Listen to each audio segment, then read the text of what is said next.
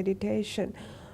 So I know during Buddha's time, like the Buddha has said it is good, but I'm not very sure whether he made it a must. So is it a necessity? I mean, do you have to be a vegetarian to start meditation? Now, different people in our societies eat different things. If you give them ask them stop eating this and stop eating that and come to meditate, they will never come to meditate. That is why a lot of people find it difficult to start meditating. No, you don't have to do anything. If you are really interested in training your mind, getting into the situation, the bliss that we were talking about few minutes ago, you start meditation, doing Vipassana meditation right away, and then that will guide you throughout what to eat and what not to eat. This is how it happens. Now, look at Eightfold Path, and one who meditates Eightfold Path, when you meditate, when you sit down to meditate, you let go your physical body, and you with loving kindness let go the parts of your body in physical body meditation, and then you let go your attachment in terms of your wealth, what is there outside, and then you let go your thoughts. When you let go your thoughts, you don't entertain that I ate this, I ate that, I like it, I like this, and then whatever the thought of attachment that comes to your mind, without weighing what it is, you let go that. So, what you ate really will not come into play during meditation. So, you start meditating, and when you go on meditating, you reduce your attachment to certain tastes, and then that will help you to let go your desire to eat meat, and slowly you will drop eating meat, because there are so many other things to eat in this world without eating meat of other animals. So, it is all controlling, letting go the desires. So, if you don't, without having a method of letting go, if you are asked to stop eating meat, one might find it very difficult to do it. So, first you give the method, you start practicing your mindfulness meditation or Vipassana meditation, and then that gives you the skill of letting go. So, you let go your certain desires, then and your decision will be natural. Exactly, without effort. Now, suppose you go to a function and there is everything spread nicely there. With a big difficulty, you stop eating certain things, but it hurts you. But after being hurt, but still next time you may not keep that promise, and you will somehow the other taste one of these, and this is what happens. So, what you should do is start meditating right away. That will give you the skill of cutting down certain foods that are not desirable, and then slowly you will realize that you don't want to eat meat anymore. That is effortless, and it won't hurt you. You are in fact happy that you are able to do that. So, that is how it happens. In fact, even if you are attached to a vegetarian dish, if you are attached to it, then there is a problem there, not only meat.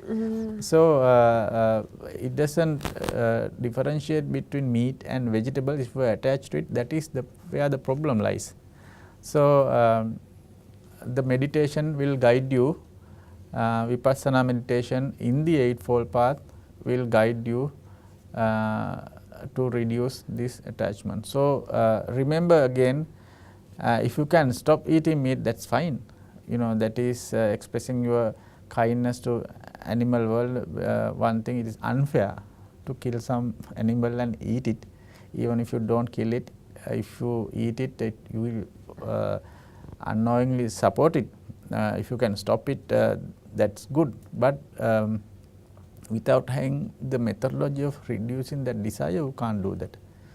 So start meditating right away. Well, I think, doctor, what you say is very true because, you know, like there are so many people, like there are vegetarians among us, and there are so many people who like to practice vegetarian, but they find it difficult, whatever said or done, because of the desire. That is the truth.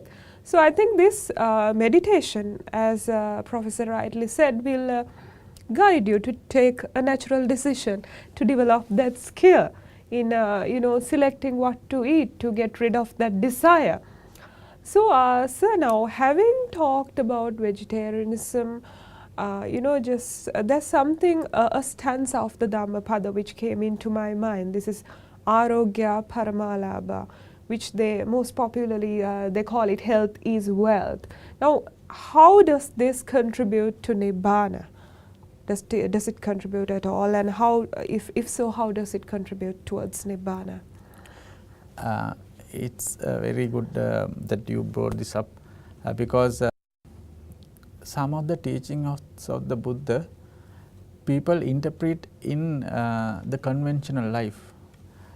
It is not possible to interpret the Buddha's teaching in the conventional life because Buddha's teachings are all aimed at getting into Nibbana. When you are in the path to Nibbana, your conventional life is automatically corrected. So you don't have to bother about it, but you need to know that all teachings of a Buddha is aimed at getting people into Nibbana. So we need to look at these stanzas in that, with that knowledge and understanding. And we'll look at these 4 lines one by one. Sure. Arogya Paramalabha is health, is wealth. Actually, we need to find out what health is before we talk about what health is. Now, health has been defined as a state of complete physical, mental and social well-being, and not merely absence of disease or infirmity. And just because you don't have a disease, you are not healthy. So health is complete physical, mental and social well-being. So achieving complete mental well-being, as we described earlier, is the happiness that you can maintain as long as you want. So finally, through research, through various explorations, we have come to the understanding that complete mental health one attains at the level of Nibbana. So it is possible to attain complete mental health. So health is wealth. How this health will help you to get into the Nibbana? Now, the meditator, one who is going in the Eightfold Path and doing Vipassana meditation, will realize that if you are sick, it's very difficult to very difficult to exercise your mind, because so many other ideas come to your mind naturally. That's something that a lot of people know, that particularly when they get chicken pox and they see various animals, fearsome animals under the bed and all that. Some people believe that it is not true, but it can happen. Hallucinations is a known problem of viral infections. So any illness, these hallucinations occur in different levels. So when you get these hallucinations, delusions, meditation becomes hampered. So this is a problem. And also I think probably physical pain and all that due to illnesses. Precisely. So you need to have a healthy body to do the meditation. So if you have a healthy body, that is a wealth to start with. So I won't say for a moment that if you are not having a healthy body, don't meditate.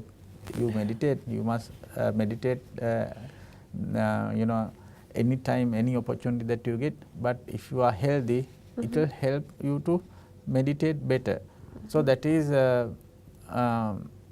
physical health. Santutti Paramandana. santutti is happiness, the contentment is the ultimate attainment. So, if you are depressed, if you are sad, if you are in a mental turmoil, it is difficult to meditate.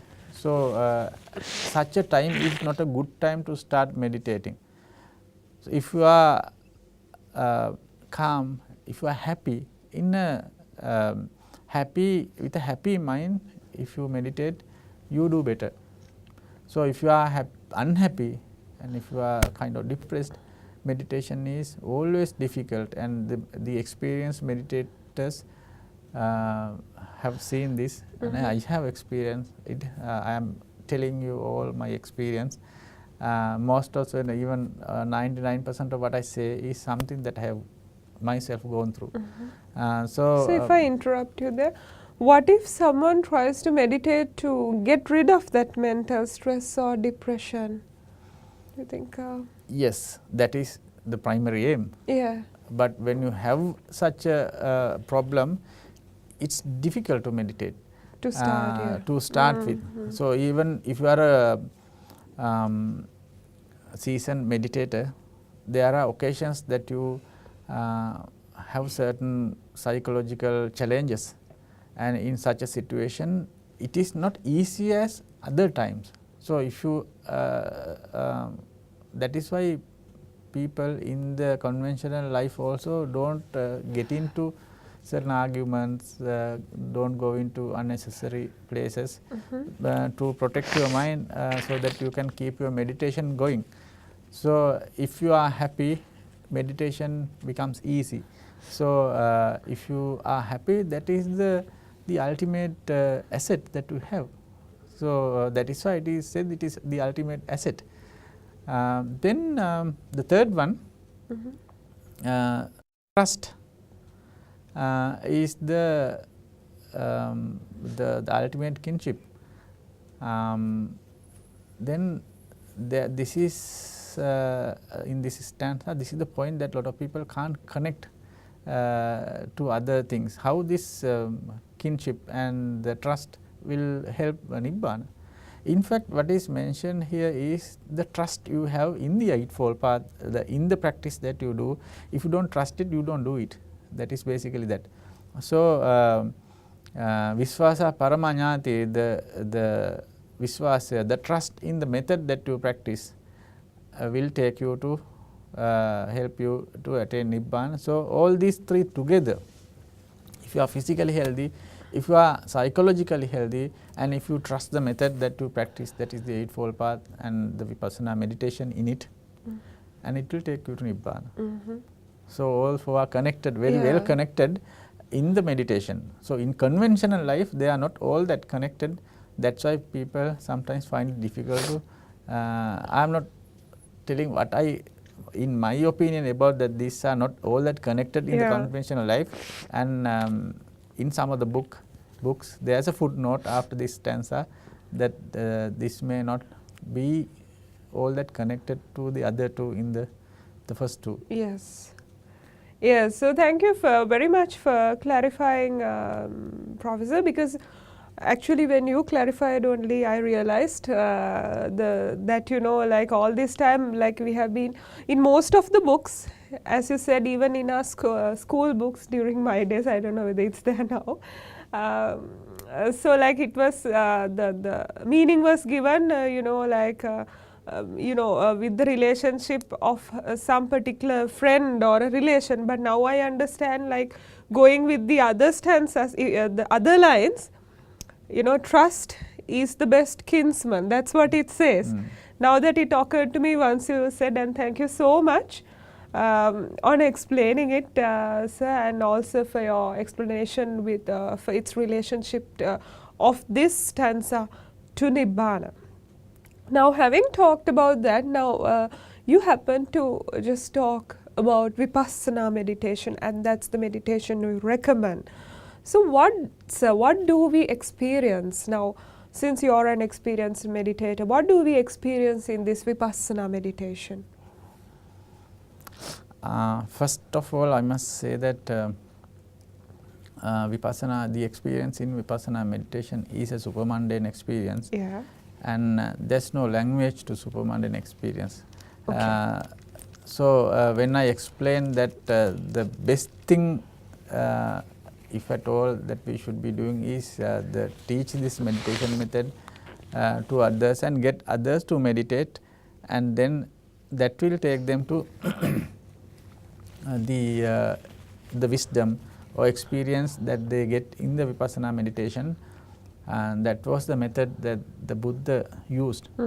Someone comes to him and then sits by the side, and then he relates his story to the Buddha. Yeah. And then in the initial story, the Buddha asked him a few questions from his trade or how he lives, and then he describes the turmoil that he is in, and then the discussion will lead to a point where just living like that is not enough. You need to achieve this higher levels of happiness. Yeah. And to do this, please sit down here and do this exercise.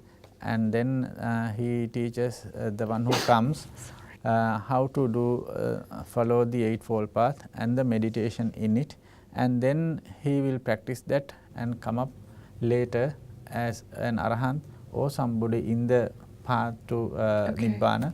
And then in between, nothing much as a conversation has taken place or teaching of there's no didactic teaching as such in this method. So when we describe things, when somebody else is interpreting that without the supermundane experience, 10 people will interpret that the same thing in 10 different ways. So this is the difficulty in conveying supermundane experience to someone who has not experienced it. Yes. So before describing that, my request is find out this correct Eightfold Path method. There's at least one Arahat in this country. We find out where he is and get help. I don't give the details because one who is really interested in Nibbana only should go there. Just to see Rahatan Vahanse will not help unless you have a serious number one in the priority list. If you the desire to go into the supreme bliss of Nibbana is your number one, if you go there, otherwise don't go. And I tell you with certain amount of confidence that the Rahatan Vahanse there in Sri Lanka and get benefited. So to describe what is the experience in Vipassana meditation,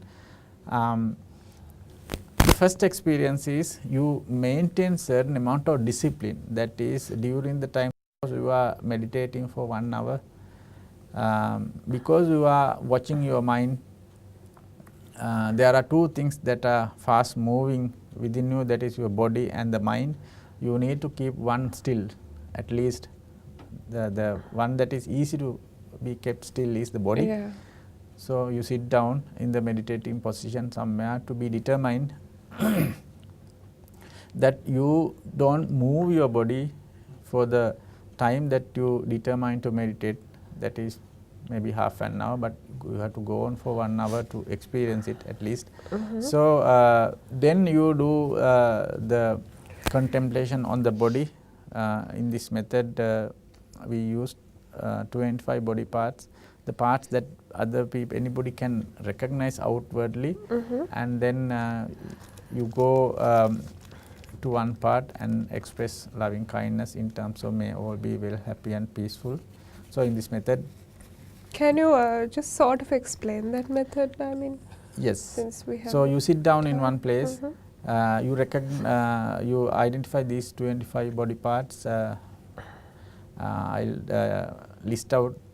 I'll try to list out. That is top of the head, forehead, right eye, nose, left eye, right cheek, left cheek, mouth, chin, neck. So neck and above is we have 10 components. Then chest upper like this, chest lower, and the abdomen upper, middle and lower, because the abdomen is little bigger than the chest, and then 5 parts here.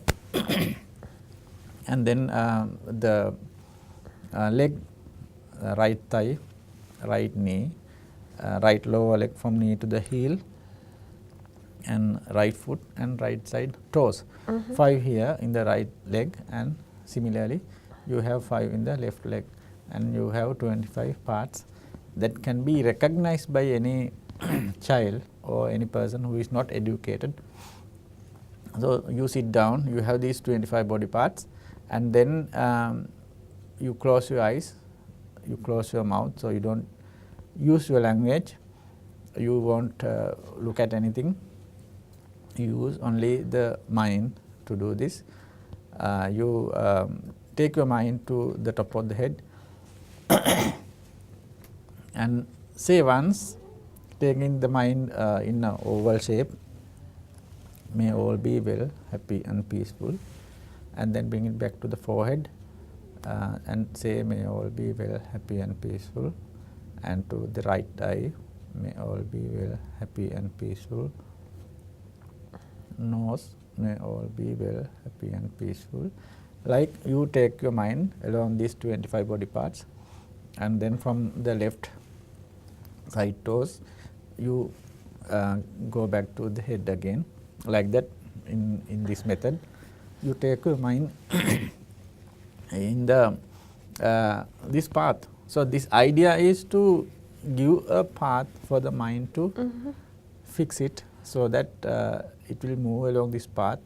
It's a non-attached path, because you use loving kindness as your method to removing your attachment or conflict with these body parts. So, you are one by one letting go your body parts. So, with that, while you do it, you experience attachment or disturbances from 3 worlds. From outside, you hear things. When you hear things, you don't entertain those or don't go to investigate what those are and let go. You get certain smells, you let go of things like perfumes or other people and all that. And then you don't taste anything because you are not eating at this moment. And you might feel few physical comforts of the AC or fan or whatever, and then you let go that. So, that is the world of attachment, karma world, external world. And then you have the physical body. The biggest difficulty is that when you are staying without moving your body, usually when we sit somewhere, every now and then, every 3 minutes, we change our posture, either crisscross our leg